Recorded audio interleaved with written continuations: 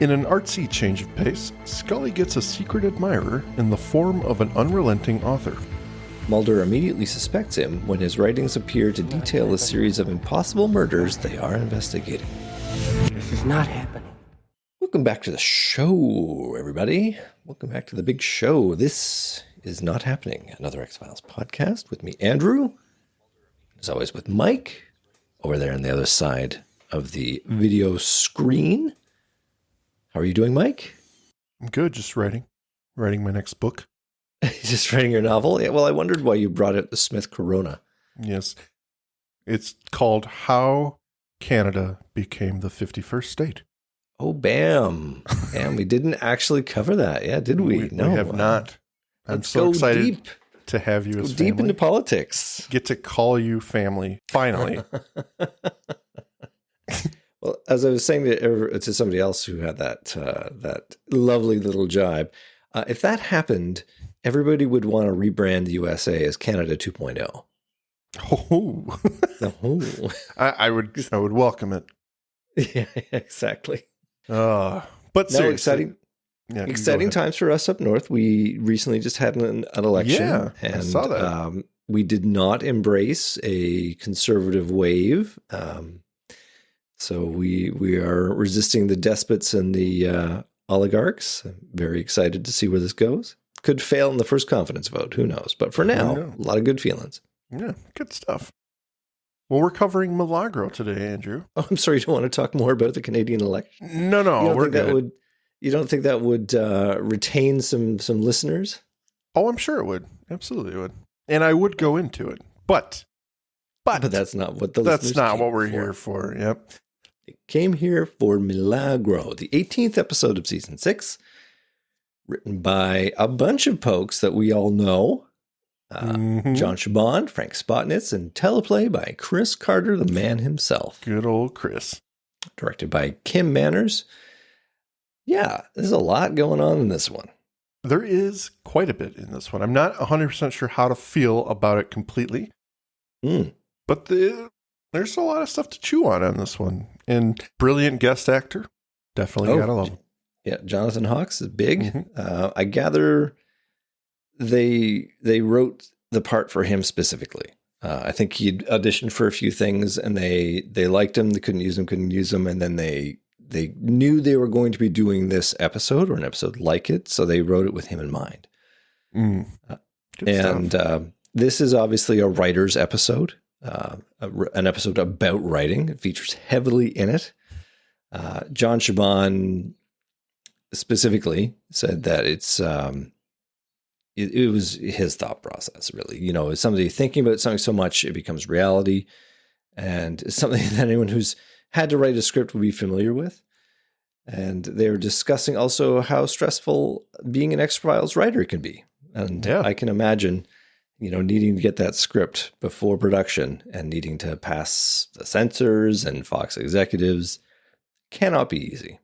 Yeah, I would love to write an X-Files episode or an episode of television in general, but I can't imagine that I would ever be able to keep up with that lifestyle. That here's my draft. Oh no, it's immediately going to need to change here or there, and it's going through 100 hands, and it just feels like it would be extremely daunting.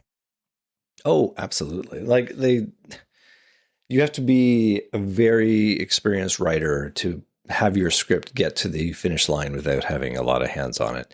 Oh, right. And even I think about Stephen King, doing Chinga, the script that he turned in, they walked all up and down it because it wasn't working. It wasn't an X-Files episode. It was something else. Yeah. Even seasoned writers can't get through. That's right. And look what happened. Do we want to start to discuss Milagro and we can let our feelings show? We can type out the words and open the have book. People read them for us. Yes, let's do that. All right. We open in silence. An overhead shot of a near-empty room, save for a man sitting at a table staring at the empty page set into a typewriter. A slow movement shows us his writer's block, a cigarette smoking in an ashtray, cards laying at the structure of his book taped to the wall. Time passing through crossfades as he walks through the room, thinking, drinking, smoking, and not typing. Finally, he turns off the lamp on his desk and lights another cigarette, staring out beyond the camera. He goes to the bathroom. He throws the cigarette in the toilet, examining himself in the mirror. He pushes his hand beneath his shirt, searching and waiting, until he pulls out of his own body a bloody, beating heart, looking at it with a vacant expression as the music steps it up a notch, and the scene fades to black. Credits. Well, how did that one grab you? Did it leave you? Did it leave your heart pumping? I did. It's an interesting open. Almost nothing happens. And then he pulls his heart out of his chest as symbolism for I would imagine, putting your heart out on the paper and having it kind of left on the paper because no one's enjoying his work or something. But it's interesting. It caught my attention for sure. Well, it's definitely setting it up in terms of how this episode's going to be. It's speaking to the craft of writing. It's like the ode to the writer, the torturous experience that is to write something of substance. And sometimes you probably sit all day waiting for it to happen, waiting for inspiration to strike, and then it doesn't. So that's a day in the life of the writer, and we just ought to have it as the probably most boring cold open in X-Files history, save for pulling out your own heart and exposing it to the camera. Yeah. This is the X-Files ode to, this is why all writers are alcoholics. Exactly. I have no influence. I've got no inspiration all day. They just take my heart and stamp on it. Yep. Well, after the credits, the writer, seemingly unharmed by his personal heart extraction, descends the stairs into the basement of his building. He approaches the incinerator with a paper bag, opening the door. I mean, Mike, every building has an incinerator. Doesn't your house have an incinerator? Oh, absolutely. Yeah, as does mine. Sitting I use it all next to it. That's where I put all my bags of evidence. He peers into the flames, seeing another heart, his own, beating, suspended in the flames. Again, a vacant expression. He throws in his garbage and leaves. We cut to the elevator. Agent Scully is getting in, and the writer is already there. Scully has one of the most uncomfortable elevator rides ever. As we finally see the writer blossom with emotion, he is clearly fascinated with Agent Dana Scully. The camera, the writer's gaze, spends time on Scully's hair, her lips, as he stares at her relentlessly. She gets off on the 4th floor, and after a moment he follows, as she walks down the hall to apartment 42, which we recognize as Mulder's apartment. The writer continues to watch her as he unlocks the door to his apartment next to Mulder's, upon whose door Scully knocks. Mulder answers, brushing his teeth, and Scully goes inside. All right. What do you think of that whole setup? Because clearly this episode is going to focus on Scully a bit, too. Yeah. You know, we've had a few creepers in this season already. And this guy gives the old man in Tithonus a run for his money. Oh, a little bit. Just a little bit. Poor Scully. He's better looking, though, so I suppose he gets a pass. Oh, yeah. Oh, absolutely. You know, if you're this attractive, if you're a 7, you can get away with a lot of shit. Absolutely. And she doesn't rebuff him immediately. No, not immediately. All right, it's time for an exposition dump that's going to set up what we're doing here. This is not a social call. Scully remarks upon Mulder's new neighbor. Mulder's met him, knows he's a writer, but it doesn't go much further before they get down to business. Next door, the writer stands on a chair to listen through the vent to Mulder and Scully's conversation as they go over the details of what appears to be an escalating serial murderer. Scully shows Mulder her autopsy report of the second victim, a young woman who's had her heart removed in a seemingly impossible way, no incisions or cut marks. Mulder's theory is that this is psychic surgery, but Scully doesn't buy it, calling it a hoax. Mulder, psychic surgery is some man dipping his hand in a bucket of chicken guts and pretending to remove tumors from the sick and gullible. Or it's a grossly misunderstood area of alternative medicine. Oh, medicine, as you're referring to it, is about keeping people alive. Well, absent another theory, how else do we account for the impossible extraction of this man's heart? I don't know. I have no idea. I mean, we have no evidence, no MO to speak of. This could be the perfect crime. Oh, crime is only as perfect as the man or the mind that commits it. Even if it were perfect, even if he made not one mistake, there's still his motive. You find his motive and you find the murderer. As Scully says this, the camera lingers meaningfully on the writer. Is he the killer? Well, that would explain stuff, but I don't know. It seems a little too easy. He pulled out his own heart and seemingly didn't die. And there you go. Seeing hearts all over the place. That's true. Hearts all over the place. They're nice, beating. They're still alive. They're happy hearts. Alive. Yeah. Well, later on, he's smoking in bed, looking up the ceiling. Dangerous. Dangerous activity. Do not do this at home. Kim Manner's camera tracks towards and then over him as he smokes. I mean, the camera's kind of got a love affair with him, too. The writer seems to have an idea and rolls out of bed as we slash cut to a park with a man and a woman sitting in a truck on a date. He's clearly looking for romance, but she's not going there, chastising him for even thinking about making moves on her. Behind them in the misty evening, we see a man in a hoodie watching them. The woman, Maggie, doesn't like how the man kisses her. That thing you do. So she leaves the car in a huff, frustrated. The man stays there a moment, then figures out that a dark evening park scene isn't a safe place for his date, so he gets out and looks for her. But instead of finding Maggie, he finds our killer, who takes the opportunity to chase the dude down and pull out his beating heart. Oh. Even as he holds the heart in his hand, we cut back to the writer finishing the writing of his scene, the words beating heart being typed out on the page. And we get to our commercial. Yikes. Well, there was a scene and a half. Yeah. What did you think of that one? That one was... Well, with him writing it, I suppose they could suggest to us that he, the writer, went and did the thing and then came back and wrote it. Like, it doesn't have to be directly connected. It's ambiguous, at least right now. I mean, we don't show him as the killer. We do see a little vague hint of a goatee, so maybe that's intentional, but... He probably played the part for a few scenes just to keep us thinking one thing. Yeah. Yeah, that makes a lot of sense. Yeah. I didn't think a whole lot of the extras playing the Maggie and unnamed boyfriend. Does he have a name? Creep. Guy who took it out while they were kissing. Oh, that thing you do. That thing you do. You just unzip your pants. Why are you putting my hand in your lap all the time? Why are you doing this? It's always hands with you. Oh, my. I'm not giving you a handy. Well, it's the next morning at the FBI HQ, 7:07 to be precise.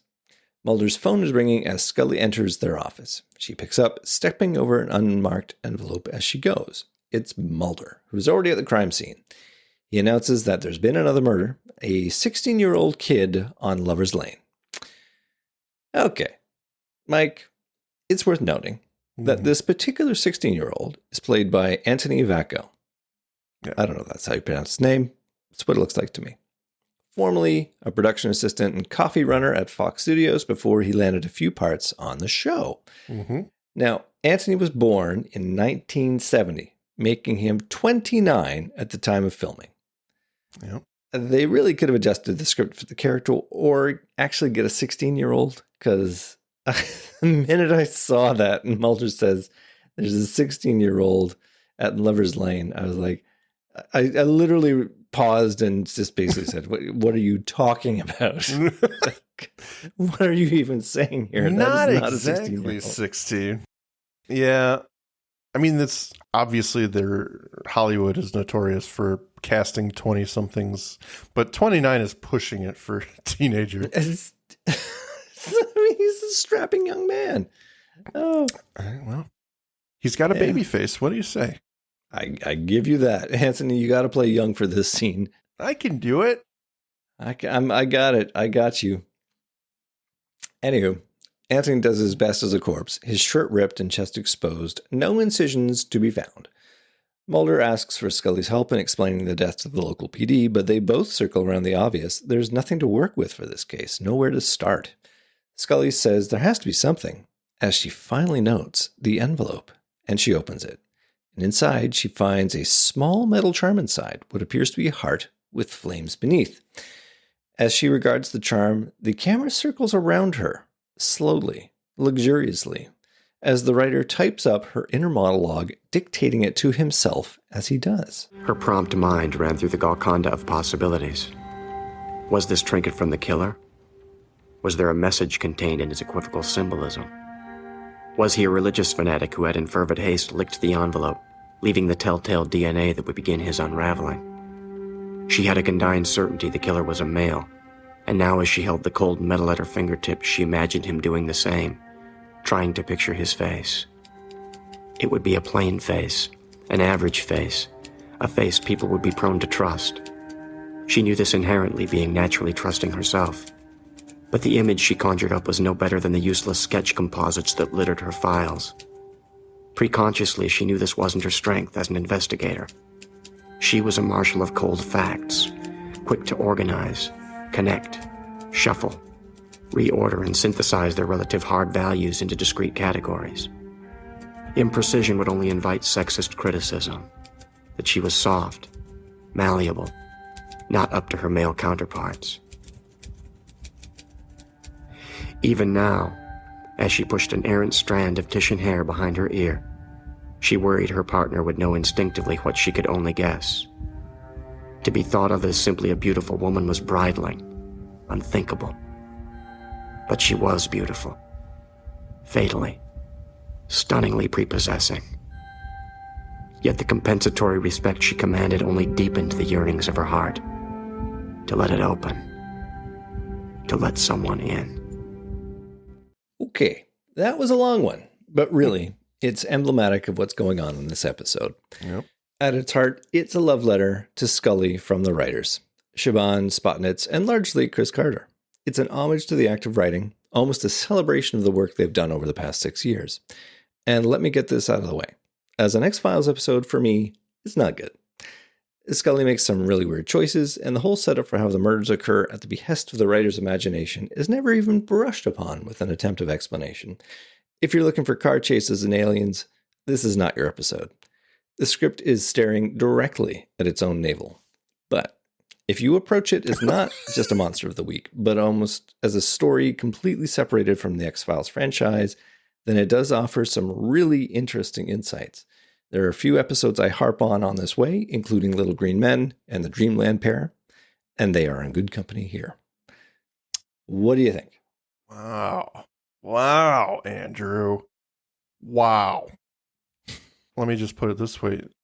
The world disagrees, Andrew. Oh, okay.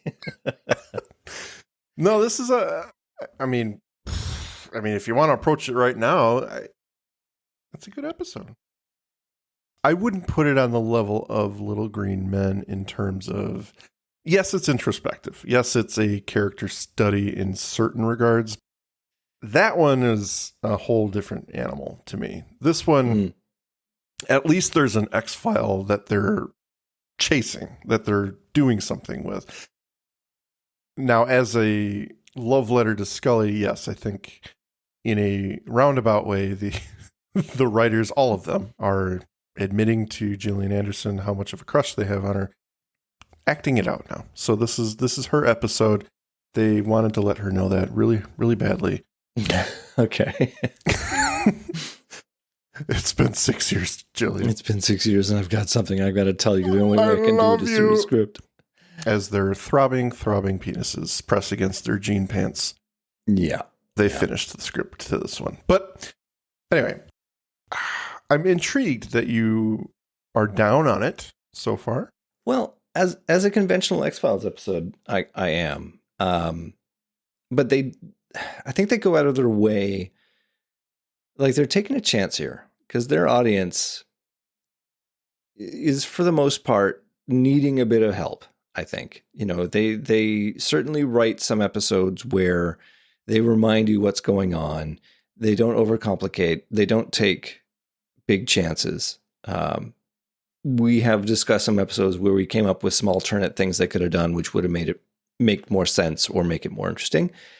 But this one, they're very much winking at the camera when they write this. You know, they are the writer. Jonathan Hawkes is a proxy for them. And I think the best way for me to approach it, and certainly on the second viewing, after I really didn't dig it the first time around, it's to imagine that Darren Morgan had a hand in this, and that the series' tendency to be sort of self-referential has been really dialed up. Like, these murders are impossible because they have been specifically written to be that way. And literally by an antagonist who's a writer. There's no suspects because there are no leads written in for the characters to pursue, except for the charm which Scully has just retrieved from the envelope, the Milagro, which is going to serve as the plot device for the rest of the episode. So, like, it's not a coincidence because it's been written in specifically to be that way. And it's smart in that sense, right? Like, it's... Yeah, I mean, this is a heavy-handed episode. It's very artsy. Oh, yeah. This is a writer's episode. They go through these ridiculous monologues like you just played. Not ridiculous as in bad, but they're reading it out to us.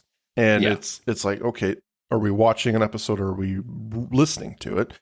And that's okay because I think they do take these moments every once in a while to do a little bit more artistic episodes. And you know, we've got one coming up in All Things from Jillian herself, who writes it. And that's a very different episode. It's very introspective. I can't fault it for trying to do that kind of thing. Oh, and I don't fault it. I mean, I think it comes down to the viewer. Like if you're looking for action, this is not your episode. No, exactly. And you need to parse it out. Like, I'm going to get into a bit more later. I think, you know, I've sort of opened my critique up a bit here, my initial salvo. I just sort of laying my own ground rules for how I'm going to approach this episode. So to continue, after the commercial, Scully walks us through the MacGuffin, the Milagro, Spanish for miracle. As a clue, it's only that. The writer hasn't given the agents anything more to delve into, as there are no fingerprints, DNA, or surveillance footage of the envelope being delivered, other than it's been dropped off by a man in his late 20s, early 30s, average appearance and build. Mulder tweaks the nose of the script. We're dealing with a killer who leaves absolutely no clues. Why would he do something as heavy-handed as this? Excellent question, Mulder. Yes. And he just can't contain himself.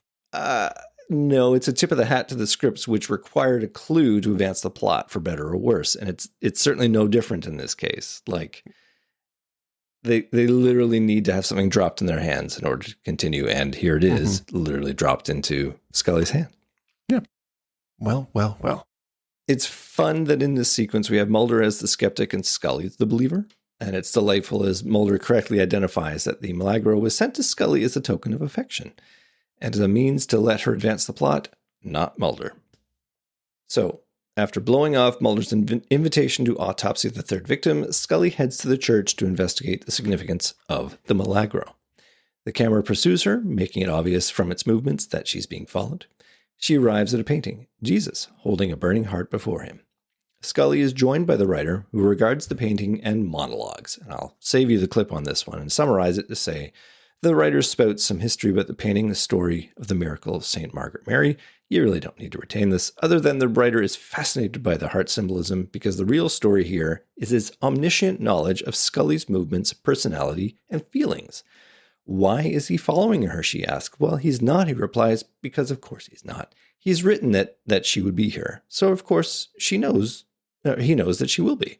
And he just writes himself into the narrative so he can spend time with her. At least that's my take. You got a different feeling on that?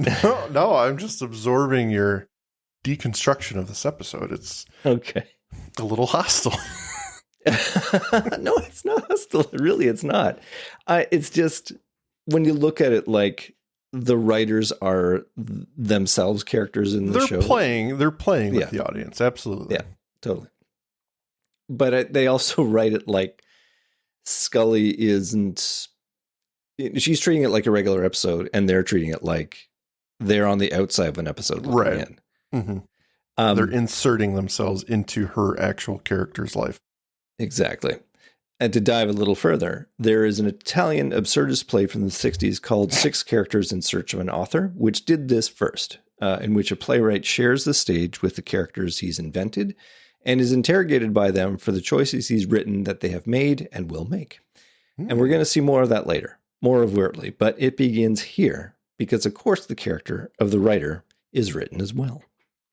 And the culmination of the scene reveals that the writer did indeed send the Milagro to Scully, and that he has taken with her a secret attraction. That never happens to him. They're alike that way.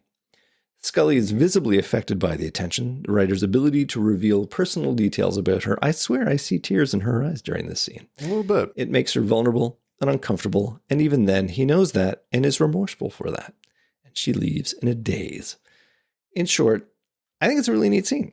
I mean, it's for the idea of the plot of a regular X-Files episode, it's ridiculous. But in this script, it really works. Yeah. I mean, I don't know. The audacity of this guy, for me, I have trouble with his character just because he's so either unwilling or he can't see who he is, what he's doing to this person. I find issue in that level, how self-absorbed he is to the point where he's making someone uncomfortable. He knows it, but he doesn't do anything to alter it.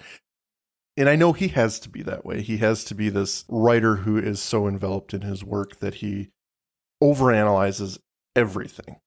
When he finds that person or that muse to give him inspiration to write, he's going to pursue it in any way possible. But it definitely strikes me, and I think it would strike every person out there as a little if somebody were to come up to overbearing. you, if somebody were to come up to you and tell you all of your inner dialogue, your motivations, your feelings, your history, the choices you make that brought you to this point with 100% accuracy, yeah, it would freak you out for sure. Yeah, but there's a reason that he can do that. It's Right. because he's the writer of the show. He's not just any writer. I got it. I'm sorry. Let me hammer that home a bit more. All right. Scully joins Mulder at the autopsy, apologetic at her lateness. Where were you? I was doing some research and learning that I owe you an apology. For what? The Milagro charm. You were right about its insignificance. No, I think I was wrong. I think it's very significant. I think it may be a communication from the killer. Most of my research shows that most credible practitioners of psychic surgery believe themselves to be imbued with the Holy Spirit, that their hands become the miracle tools of God. Mulder, this is nothing more than a tool used by a lovelorn Romeo who just happens to be your next-door neighbor. Who, the writer? Yes. My secret admirer who claims to know the mysteries of my heart. You're kidding. No, I wish I were. He cornered me today and told me my life story. It was kind of frightening, actually. Is he our killer? No. Frightening as in too much information and intimate detail. What kills you is his audacity. Did you get his name? No, but that shouldn't be too hard to find out, should it? Oh boy. With this, we see Mulder back at his apartment, breaking into the mailboxes. He finds the writer's telephone bill, addressed to Philip Paget. He also sees some free daily papers, playfully titled The Muse. He's waiting for the elevator when the writer, Paget, arrives, taking the elevator with Mulder. The two share the elevator ride and the scene, some heavily laden introductions.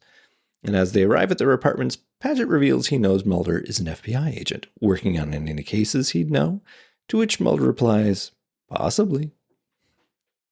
They're toying with us, Andrew. They are toying with us.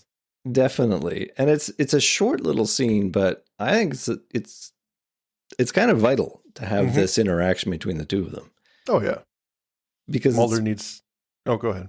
Well, it's pretty much the only time that they do interact. I mean, they have an interrogation later, but it's so much a scene, an episode for Scully and Paget. But, we've got the third wheel of Mulder on the outside looking in. And this is kind of where it starts. Yeah. He is immediately suspicious of Paget. And I have a hard time believing that it's solely because of his interest in Scully. I don't know that it's simply defensive, more as I think he's eyeing him for this crime already, or these crimes. Mm-hmm. He finds it highly suspicious that this guy would just happen into their lives at this point. And the obvious evidence, like he sends them a beating heart symbol. Like that's so emblematic for the crimes that are being committed. And they can't, in Mulder's mind, can't be a coincidence. And he's right, in my mind. Which is going to drive an interesting point. You know, they're going to eventually start discussing Padgett's guilt or innocence. And Mulder is very much on the side of, oh no, he's guilty. And Scully's the one defending him, which is, again, a role reversal, because she's going to be putting forward this outlandish theory that ignores the evidence, and he's going to be the one saying, he's literally got a book which explains everything. Right. You know, it documents the entire crimes, and we're just going to ignore that? Can't walk by that one. No, well, she will, because she's got... She will. She's got the vapors. Well, Padgett goes back to writing, impossibly narrating the scenes to follow as Mulder goes through Padgett's mail, listens through the vent, and most importantly, describes with great detail Scully's inner thoughts in a diatribe more likely found in a high-class Harlequin romance novel. Yeah. We have a steamy sex scene between Padgett and Scully, a device of his own imagination, we're led to believe, but also knowing that Scully is truly having these thoughts. Meanwhile, Mulder opens Padgett's phone bill, showing he's made no calls, and grasping at straws, reads through the Muse paper. And I like how you used the word Muse earlier, and it's like, oh, he's got the word Muse, and the paper's called Muse. He's so insightful. That was actually coincidental. I forgot about that. I know. But it's that time, everyone. The Magus Media Production sales pitch. Please check out our homepage at magusmediaproductions.net so you can stay up to date on all of our shows. Check out our Facebook group, facebook.com/groups/Magus Media Productions, both of which have our Discord link on it, where you can join us for live shows as we record them for future release. At Magus Media Prods on X, our Patreon, patreon.com/Magus Media, where a $5 donation will help us keep the lights on and bringing you new content, and you get some stickers. Thank you for your consideration and support. He's describing Scully's thoughts as if she is as obsessed with him as she is, or as he is with her. It begs the question of whether he's an unreliable narrator. Yeah. If you take this as a normal episode, then he absolutely would be. You know, this is his invention. What we're seeing is not necessarily what is reality, because we have a vision of what Scully is, and it wouldn't be that she's attracted to him sort of spontaneously. Right. Although unrequited, or is it unrequited? No. No. The tattoo one. Well, yeah. Yes. Never again. Never again? Yeah. So, I mean, maybe there is a character note there, but yeah. As I think have laid pretty clear so far, believe that he is writing this and she is truly reacting this way because he is the writer, not only of the novel, but of the script of which she is participating in. So it's very meta and self-referential. Yeah. Well, Scully arrives, getting off the elevator to go to Mulder's apartment. But she stops herself from knocking, hearing the sound of Padgett typing and going to his apartment instead. He types the words, "The compulsion was overpowering," as she knocks. At the door, she explains that she's only there to return the Milagro, but really, she's curious about him. She notes he doesn't have any furniture. He has all he needs. He writes at his desk. He sleeps in his bed. And when Scully asks if he eats, Padgett says he lives in his head. A sly illusion that we never see characters doing the boring stuff like eating and going to the bathroom. He tugs on the string that is her character flaw, loneliness, and that's all he needs for her to stay a while.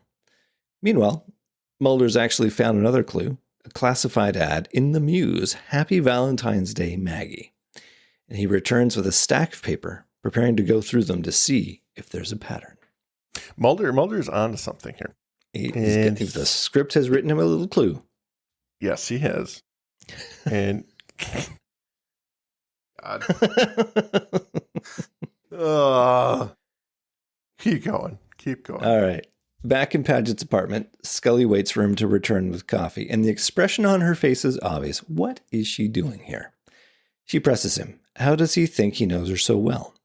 Well, he's writing about her, which floors her. Paget moved in beside Mulder because there wasn't anything available in her building, which is a nice gag because they don't have a set for Scully's apartment anymore. It's back in British Columbia. To really write someone, you have to be in their head, says Paget. At this point, if you haven't figured out that the writers of this episode are inserting themselves directly into the script, then you are not paying attention or you've been carried away so well by the episode that it doesn't matter. She notes the manuscript. Is it all about her? She's an important part, he says, but he won't let her read it as it's not finished. He asks her to stay. His being able to talk to her is incredibly helpful. But there's nowhere to sit, just the bed. So that's where they're off to next, Mike. All the shippers are probably getting a little bit antsy seeing where this is going. Every one of us has tried this with a woman before. It just doesn't work. Or it does, you know. Come, have a seat. The only place to sit is my bed. I've only got a bed to sit on, and my shirt is making me itchy. Ooh, spilled my coffee. Ooh.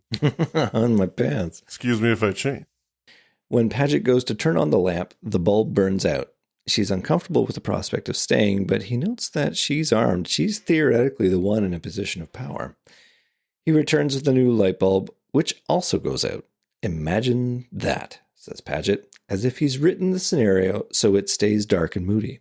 Or you just got a faulty lamp. They sit beside each other, the music building, their legs touching, Paget looking at her longingly. And then suddenly Mulder bursts into the room to save Scully, both in the physical and virginal sense. No! I haven't done it yet. You can't have Mulder. it. He was about to reach out. Scully's peeved at being interrupted, even if she was maybe uncomfortable about it. But, come on. Mulder keeps on, checking out Paget's manuscript, flinging the papers around. And when she asks again what the heck he's doing, he decides he's arresting Paget, that's what. As he hands Scully a page, the printed words scrolling across the screen as we see his reference to the warm, beating heart. And we fade to commercial. All right, that was a big scene. Said a lot of words. You're allowed to respond now. No, I can't respond. It's impossible. We expected Mulder to get here. This is, like we mentioned a few minutes ago, he was on the side of Paget's guilty of something. He doesn't, for some reason in this episode, he doesn't believe in the coincidence that this guy just kind of appeared in their lives during these unexplainable cases. And now he's infatuated with Scully. Mulder's digging into it. So he goes into Mulder mode and digs through countless newspapers in a matter of 10 minutes. Yeah, he's doing research. And he comes to the rescue of Scully. Yeah. Well, when we come back from commercial, Mulder's interrogating Paget in a cell. Yes, he's seen the advertisements in the Muse. Yes, it's a coincidence. Scully reminds Mulder that Paget should have a lawyer present, but Paget waives his right to counsel, which, if this was any other real episode, would be the dumbest thing he could do. But really, when you're the writer, the things you can do, you get away with anything. It's amazing how all the people who are, I don't know, under arrest or being interrogated never want lawyers. They never need lawyers in this show. Never need lawyers. Or any show. I think the writer's a special case here because, he knows what's going to happen. And he knows that there's going to be another murder and he's going to get out.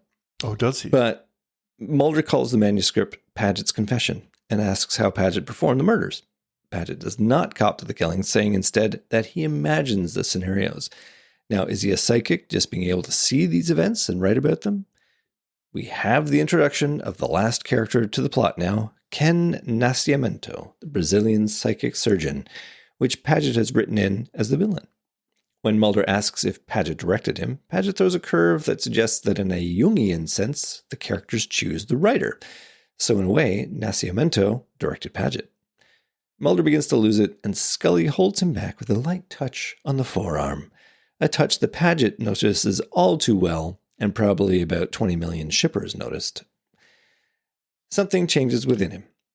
Mulder asks him why. His pants? Yeah. He's like, oh, she's taken. Damn. Mulder asks Paget why, which Paget notes that's the one question he can't answer. And Mulder leaves in a huff. Mulder, where are you going? Find his accomplice, the Brazilian psychic surgeon. I did that. That's what I've been doing. Dr. Ken Nascimento, Sao Paulo, Brazil, immigrated here in 1996. Where is he now? He's dead. Can't be. 2 years dead, Mulder. I'm having them fax me a certificate of death. Paget couldn't have done this alone. Well, maybe he didn't do it at all. Scully, it's all on the page. How else would he know it? Maybe he imagined it, like he said. Like Shakespeare, or Freud, or Jung. I mean, maybe he has some gift, and he has a clear window into human nature. No one can predict human behavior. No one can tell you what another person is going to do. Well, isn't that what you do, Mulder? As a behavioral profiler, you imagine the killer's mind so well that you know what they're going to do next. If he imagines it, it's a priori, before the fact. I think that's pretty clear from what he wrote about you. You know you're in here, don't you? I read a chapter. What does he say? Well, let's just say it ends with you doing the naked pretzel with this stranger on a bed in an unfurnished fourth-floor apartment.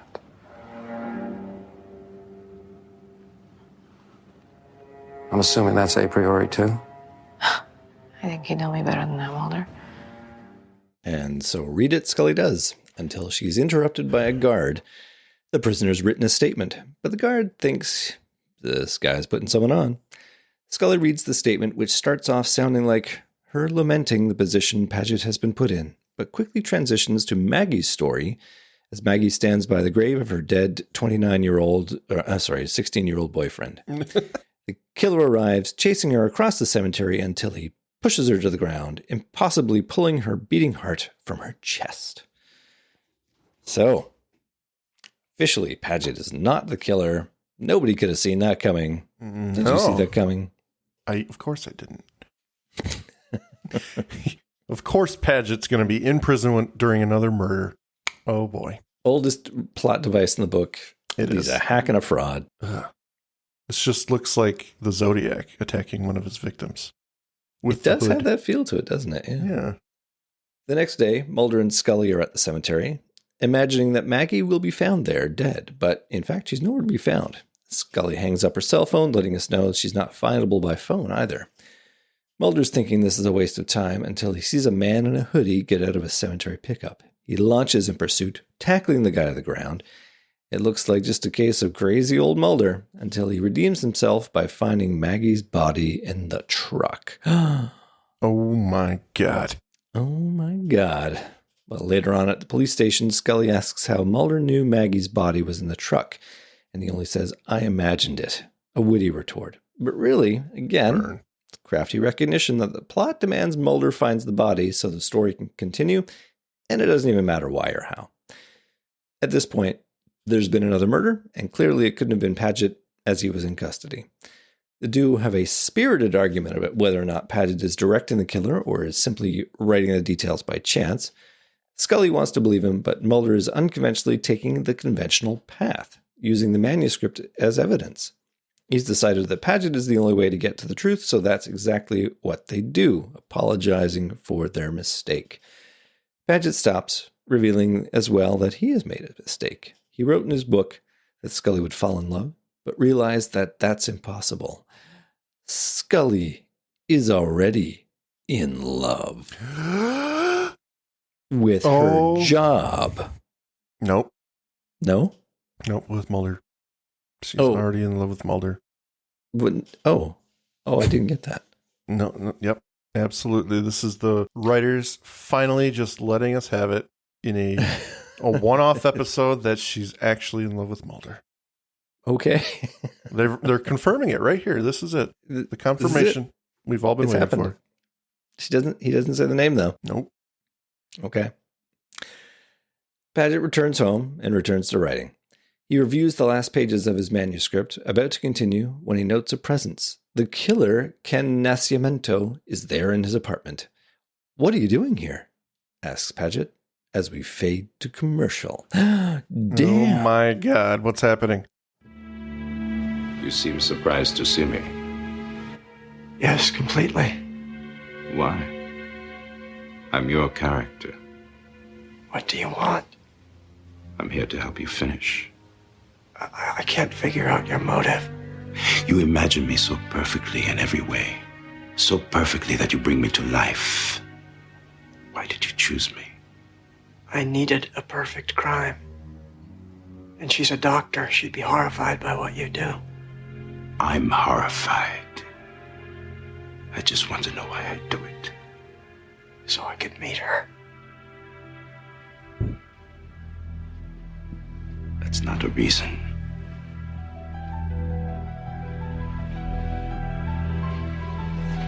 It's an excuse.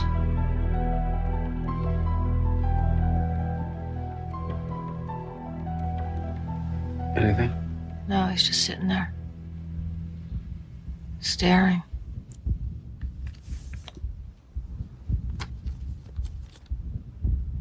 Now what is this? A big mistake.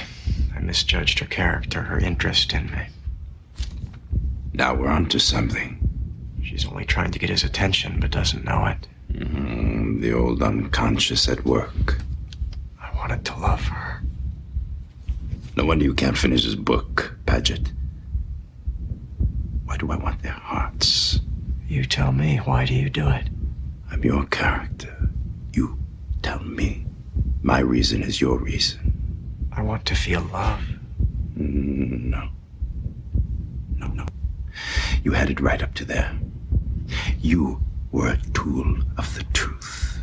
And when it finally arrives, when I arrive, you don't want to see it.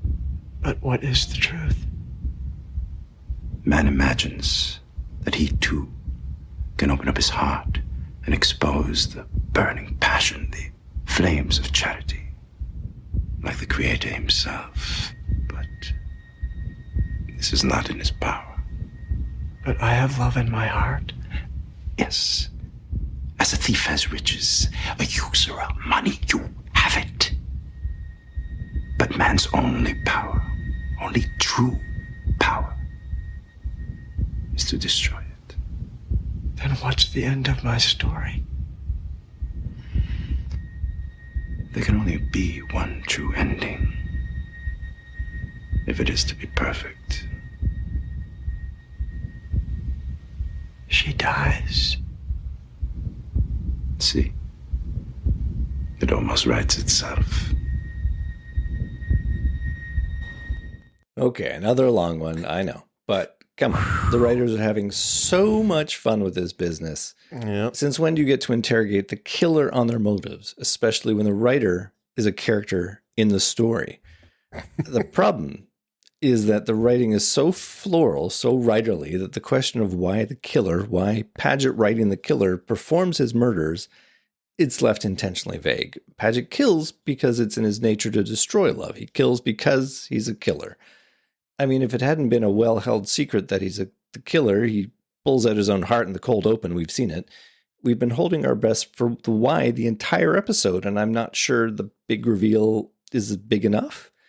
I mean, we got zero context for who this guy is, so there's nothing to draw upon for any other plausible explanation. I mean, really, the answer that Paget kills because the script demands that he's the killer, and he's written the killer the way because it allows for a connection to Scully, it's a kooky episode. All right, enough navel gazing. Let's get to the end. There's 4 minutes left. Are you ready? I'm ready, sir. Okay.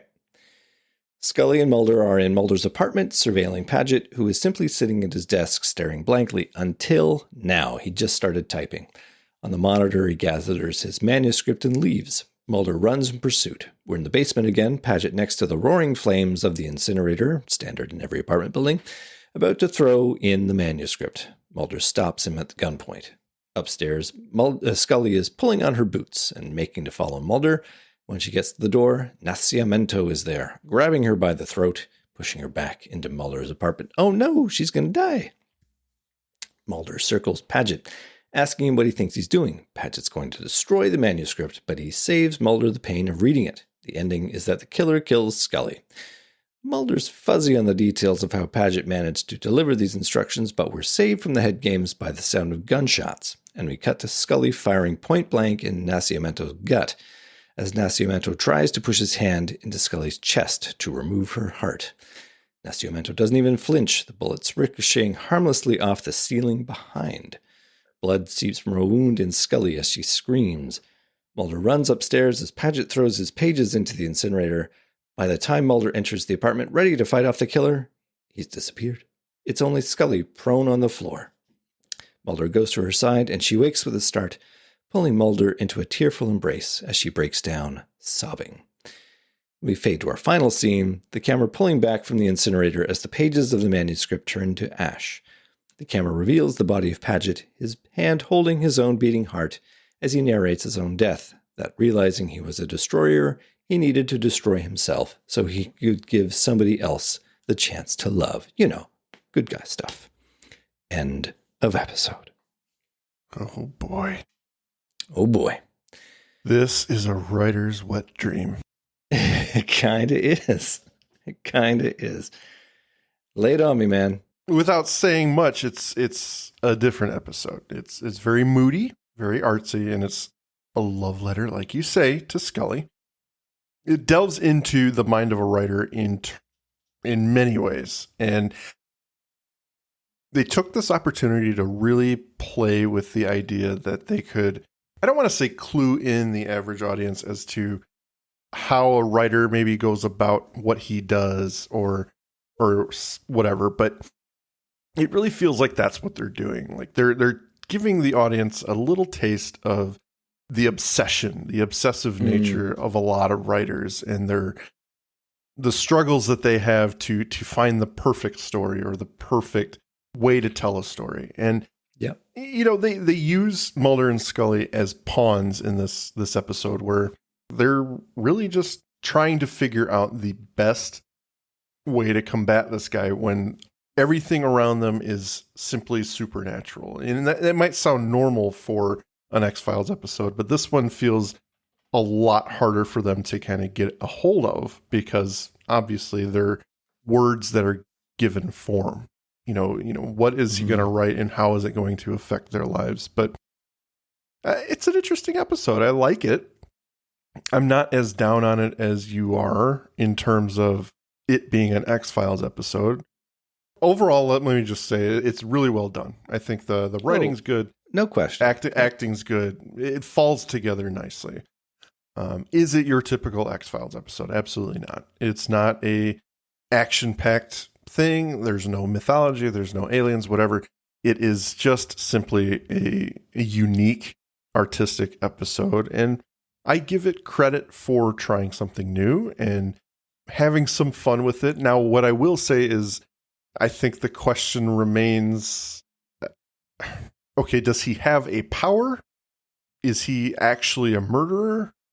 Or is he guilty and he doesn't know his writings are actually killing people? Or he does know and he's continuing to do it? It's a little weird in that regard. I don't know. It's hard to say. I don't really know how to feel about the antagonist in this episode, the writer, Paget. How do you feel about him? Well, I was going to pick up on your point of his power, if you will. Like, if you go down that road, this episode completely falls apart because there's a lot of X-Files episodes try and give you some breadcrumbs as a viewer as to why things are happening the way they are.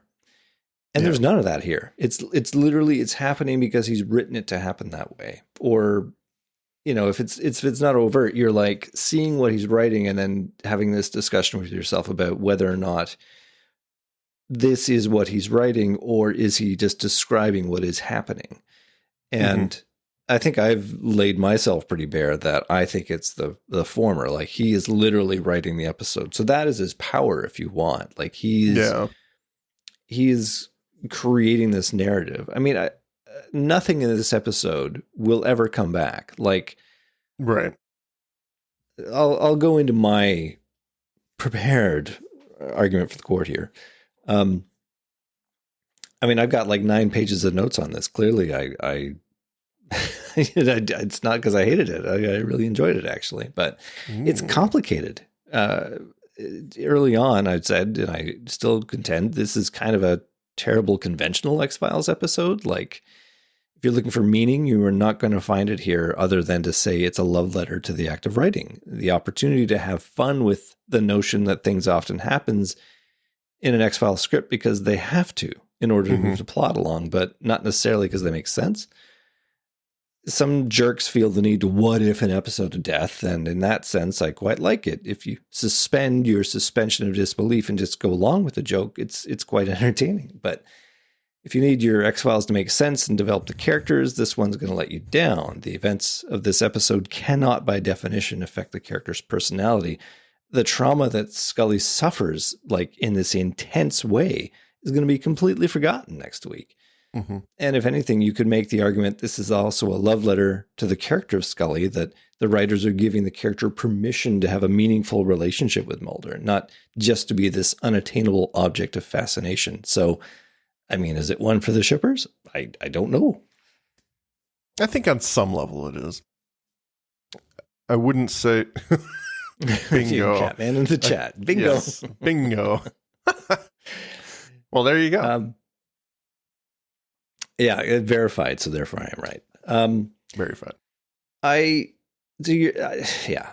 would not try and give any kind of thoughtful diatribe on the power of the writer. Like, if you wanted to document it, he's able to pull out his own heart and invent characters that can pull out other people's hearts and create these narratives that seem to allow him, like he's God essentially. He's able to just think it and it happens.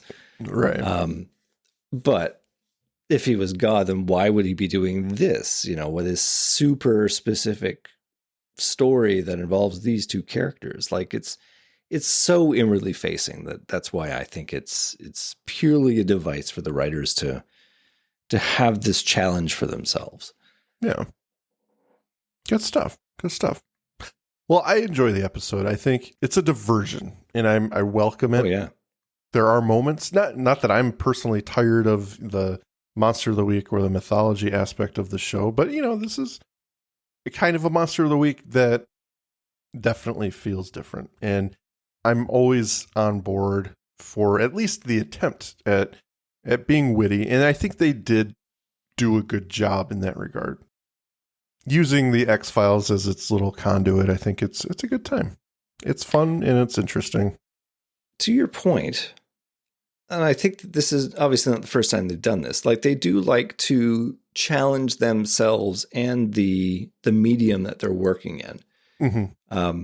I think the first time they did that was when they decided to go into comedy, with Darren Morgan's episodes. And they were a hit, obviously. They got to a point, having done a couple of seasons, they're like, okay, I think we could do one of these episodes, that makes fun of themselves, which you can't do in certain series because you would alienate your audience. But they can do it here. And then they did a couple of other episodes, which were very much outside of the mainstream what they're trying to do. I'm thinking Musings of a Cigarette Smoking Man, this character study, or Dreamland, where they have this completely fabricated, body transfer moment. Doesn't make any sense, but it's fun to watch. And now this, they clearly want to challenge themselves in the medium, and I give them full credit for it. I mean, it's audacious and entertaining, but it's definitely not your average X-Files episode. No, not by a long shot. All right. Well, I don't think we had any comments for this, so I think we're real close to wrapping this one up, to putting the Milagro to bed. I think so. Did you have any final words for our listeners? Well, I would just say, everyone wear bulletproof vests in case a Brazilian psychic surgeon comes along and tries to tear out your heart. Maybe give him something to fight through so you have time for help to arrive, because you never know. Is that what a Brazilian is? When you go to get a Brazilian, is that what they're doing? That is exactly what they're doing. Okay. See, I learned something tonight. They come back as zombies. Thank you for listening to today's episode. If you liked what you heard, please rate and review on your podcast app of choice. Andrew and I would be eternally grateful to you fine people for helping us expand and get the word out. Also, we've got a killer group on Facebook. Feel free to join in on the discussion at facebook.com/groups/thisisnothappeningpod and become an official member of the syndicate. We do polls and we have questions for every episode to give you guys the opportunity to chime in and possibly let your voice be heard on our recordings. And please join us on our new Twitter at tinhxfilespod, no dash, to stay up to date on everything, moment to moment. Thank you, and remember, don't stop swimming.